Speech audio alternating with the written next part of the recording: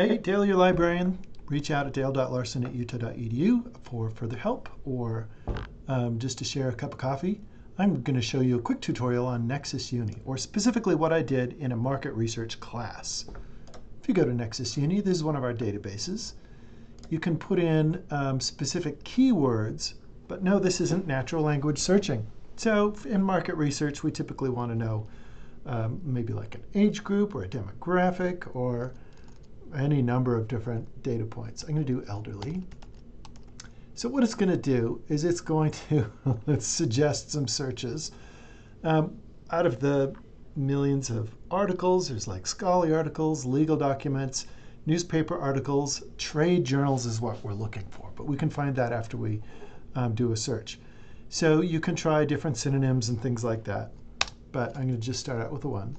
When you put in the word and I put it in capitals just so we can keep track of it, it means I want you to find everything in this database that has the word elderly in it. Then out of those search results, I'd like you to find consumer.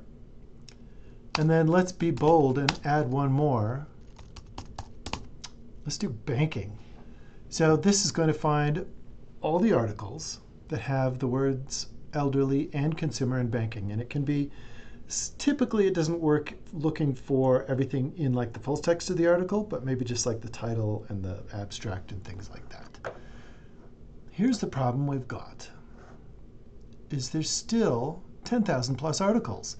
And we're not in those marketing journals. This could be like news or legal precedent and things like that. In class, I went to source type and we looked for trade journals.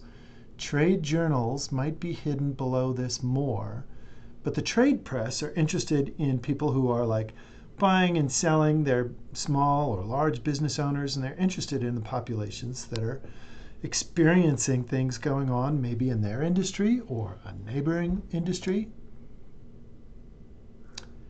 And then also we want to narrow down by time. In my last search, it went to 1790. This one goes to 1981. I would suggest coming up post-pandemic. And let's look in the last, 9 months. So just even by looking at the title, we can see that the banking industry, working with older people, are showing initiatives with anti-scam software. People who are older and didn't grow up with smartphones are vulnerable to scams. We kind of know that. So we have our smart seniors. There's an example of a call center scam.